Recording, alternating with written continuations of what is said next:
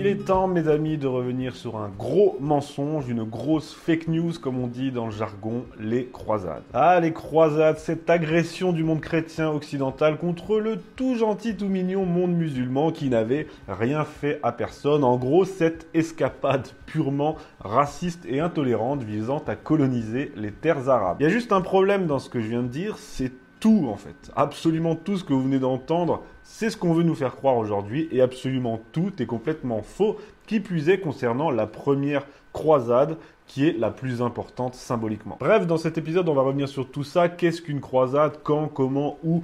Pourquoi? Enfin tout ça quoi, histoire de remettre les choses à leur place parce que, croyez-moi, elles en ont bien besoin.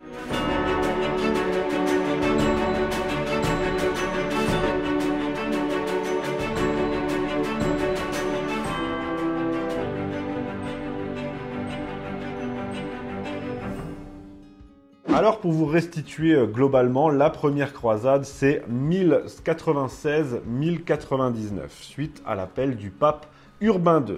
Précision importante, le mot croisade est postérieur à la première croisade puisqu'il n'apparaît qu'à partir du XIIIe siècle. Mais bref, ce qui nous intéresse c'est pourquoi cette première croisade? Parce que c'est bien beau de nous dire que c'était une décision spontanée, genre les mecs se sont chauffés un beau matin, tiens, et si on allait envahir à pied les pays musulmans, comme ça? En réalité, la première croisade intervient dans un contexte de plus en plus tendu, d'agression croissante du monde musulman envers les pays chrétiens. Mais avant de vous parler de tout ça, parce que c'est très important, laissez-moi juste vous expliquer à quel point à l'époque, le pèlerinage pour un chrétien était un acte aussi courant qu'important. Puisque à cette époque, l'Europe est chrétienne, j'ai envie de dire, elle est chrétienne jusqu'à l'os. Tout le monde croit en Dieu et c'est la religion qui structure la société comme chaque individu, du paysan au Seigneur. C'est comme ça. Une fois qu'on a bien compris ça, eh bien, il faut se dire que dans ce contexte, on fait beaucoup de pèlerinage. Le pèlerinage, c'est un acte courant, banal, vital même, j'ai envie de dire, là, en parlant de la vie spirituelle qui était liée à la vie en général.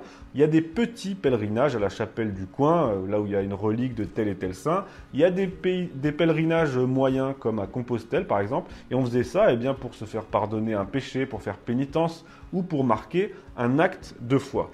Et puis, il y a le pèlerinage ultime qui est le voyage en Terre Sainte à Jérusalem sur le tombeau du Christ. Là, il s'agit vraiment d'un acte de foi énorme ou de se faire remettre tous ses péchés. C'est une purification absolue de l'âme, j'ai envie de dire. Bref, vous imaginez à quel point il est important pour un chrétien d'avoir la possibilité, ne serait-ce que la possibilité de faire ce pèlerinage. Eh bien, jusqu'au XIe siècle, les chrétiens pouvaient le faire. Déjà, dès les premiers temps de la chrétienté, les pèlerins faisaient le voyage vers Jérusalem. Mais en 638, après la mort de Mahomet, les musulmans sont en pleine guerre de conquête pour répandre l'islam. Ils s'emparent de Jérusalem. Donc déjà, j'ai envie de dire problème, mais les pèlerinages ont pu continuer. Les chrétiens de Palestine étaient réduits à l'état de dhimmi, certes, c'est-à-dire qu'ils pouvaient continuer à pratiquer leur foi à condition de payer un impôt spécial, de porter un signe distinctif et avec l'interdiction de construire de nouvelles églises, en gros. Concernant les pèlerins, eh bien, ils pouvaient continuer à accéder au lieu saint, mais ils devaient payer une taxe. Donc voilà, Jérusalem était aux mains des musulmans à partir de 638, mais les chrétiens étaient tolérés. Mais tout change à partir du XIe siècle.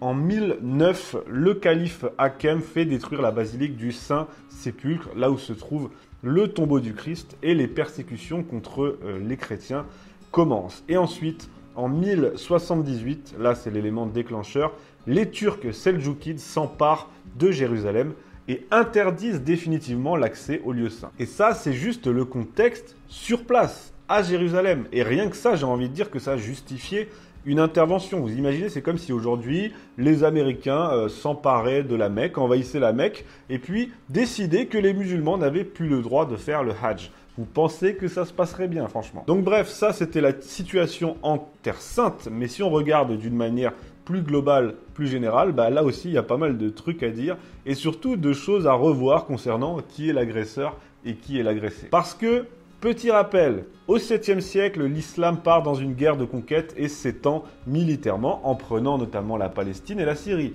donc les lieux saints. Au 8e siècle, l'islam anéantit la chrétienté d'Afrique du Nord, impose son dogme par la force sur les terres de Saint-Augustin puis envahit le Portugal, l'Espagne jusqu'à Poitiers.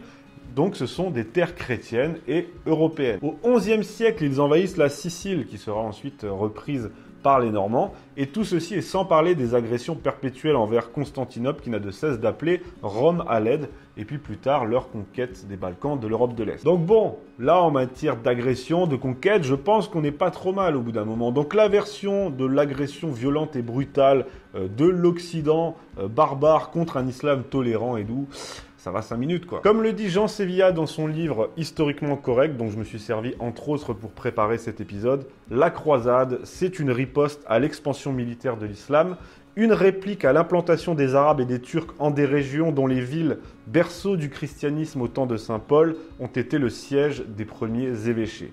Des régions où les fidèles du Christ sont désormais persécutés. Voilà ce que sont les croisades, une riposte. Ainsi au XIe siècle, on se retrouve avec un Occident totalement sous la menace d'une invasion en plusieurs endroits, mais qui parvient à les contenir. Et puis surtout, XIe siècle, l'Europe est forte, les villes commencent à s'agrandir, l'économie repart, la réforme grégorienne renforce la foi, et la démocratie est au plus haut. Alors c'est à ce moment, XIe siècle, après l'ultime affront de la prise de Jérusalem par les Turcs et de l'interdiction de l'accès aux lieux saints, que l'Occident va réagir. Et je dis bien réagir, car c'est le mot adapté. On a donc à l'origine de la première croisade un motif religieux, je vous l'ai dit, garantir le pèlerinage qui est quelque chose d'important et de sacré, et l'accès aux lieux saints c'est vraiment capital. Donc un motif religieux et puis aussi un motif militaire de défense, de riposte après des siècles d'agression. Voilà tout simplement la vérité factuelle. En 1095, le pape Urbain II est en France et il prend acte de l'exaspération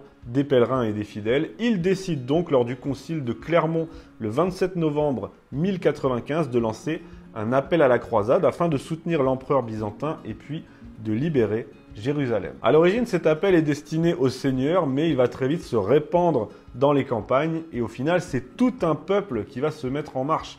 Plus de 15 000 personnes, des petites gens, comme on dirait, des paysans, quoi, vont se mettre en route les premiers, sans véritable chef et de façon totalement spontanée. C'est ce qu'on appelle la croisade des pauvres ou la croisade populaire. Après une route extrêmement difficile, ils vont arriver à Constantinople le 1er août 1096 et l'empereur Alexis Ier Comnène va refuser de les accueillir car ils sont trop nombreux. Il va donc leur faire passer le Bosphore, mais là, mal organisés, mal équipés, ils vont tous être éliminés par les Turcs qui vont même ériger une pyramide géante avec leurs ossements. Ensuite, c'est la vraie croisade entre guillemets qui va suivre, c'est-à-dire la croisade des barons, composée de 4 armées, ce qui nous donne au total, même si les chiffres sont très très imprécis, plus de 100 000 hommes au départ. Et je dis bien au départ, parce qu'ils seront plus beaucoup à l'arrivée. Une grande partie de la noblesse occidentale s'est mobilisée, laissant de côté ces querelles internes pour réaliser cet ultime voyage mêlant l'idéal chevaleresque du guerrier et le devoir avec Dieu, puisque je rappelle qu'on promettait la rémission de tous les péchés à ceux qui allaient libérer le tombeau du Christ et les lieux saints. Il y a plusieurs chefs à la tête de ces armées, Godefroy de Bouillon, Robert II de Normandie, Hugues de Vermandois, j'en passe. Ils vont traverser l'Europe à pied pour la plupart et certains vont partir en bateau depuis la Sicile. Ils arrivent à Constantinople le 21 avril 1097. Ils ne s'entendent pas très bien avec Alexis Ier qui leur demande que toutes les terres conquises lui soient remises. Bref, je ne vais pas rentrer dans les détails de la croisade en soi puisque ce n'est pas le but, mais je vous la résume rapidement. L'armée qui compte une majorité de Français, d'ailleurs c'est pour ça qu'on les appelait les Francs, elle va prendre Nicée puis Antioche et elle va arriver enfin devant les murs de Jérusalem en juin 1099. Depuis un an, la ville sainte n'est plus aux mains des Turcs, mais des Égyptiens, ce qui ne change pas grand-chose en soi. Elle va tomber après des semaines de siège le 15 juillet 1099, ce qui marque le succès de cette première croisade, car c'était le but, libérer Jérusalem et les lieux saints. Lors de la prise de la ville, beaucoup de civils ont été massacrés, c'est vrai, et ce fait est aujourd'hui utilisé par la propagande pour faire passer les croisés pour des tueurs sanguinaires, alors qu'en fait, premièrement, ils se sont comportés exactement comme tous les guerriers à cette époque, à commencer par les Arabes et les Turcs qui venaient tout juste, je le précise, de massacrer 12 000 paysans de la croisade populaire. Et puis, deuxièmement, la tuerie n'a pas été si importante qu'on veut le faire croire.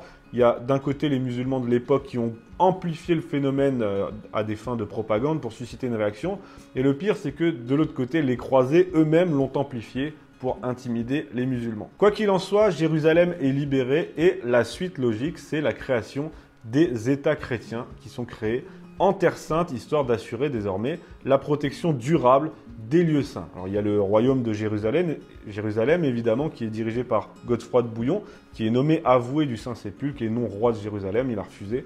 On peut aussi citer la principauté d'Antioche et le comté d'Édesse. La grande majorité des croisés repartent pour l'Europe une fois leur mission accomplie. Quelques milliers seulement vont rester sur place pour défendre les États chrétiens qui sont fragiles, mal reliés entre eux, mal connectés à la mer et sous-peuplés. Au final, ces États latins dureront quand même près de 2 siècles parce que de leur côté, les musulmans sont divisés aussi. Donc c'est pas un affrontement bloc à bloc. Ils vont durer de 1099 à 1270. Mais je le rappelle, ces États latins d'Orient ne sont pas le but originel de la croisade. Le but de la croisade, c'était de libérer le tombeau du Christ et les lieux saints. Ensuite, ces États sont venus s'implanter justement pour assurer une protection durable.